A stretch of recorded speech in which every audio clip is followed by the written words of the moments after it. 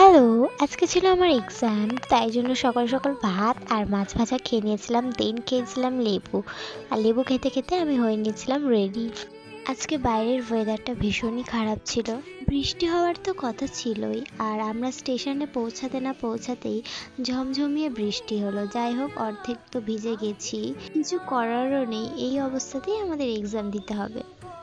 আমি পথ খুঁজি না তো পথ মনে খোঁজে মন যা বোঝে না বুঝে।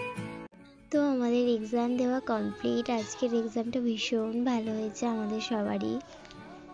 তো বাইরে বেরিয়ে এসে আমরা সবাই গল্প করছিলাম একটু, তারপরে এবার বেরিয়ে যাব।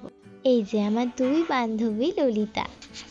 চলো, অনেক গল্প হলো, এখন বাড়ির দিকে যাওয়া যাক। আর ওয়েদারটা তো ভালো লাগছিল, কিন্তু মনে তো হচ্ছিল আবার বৃষ্টি আসবে। এদেরকে টাটা বাই বাই করে এখন আমি চলে এলাম স্টেশনে, এখন যাব বাড়ি।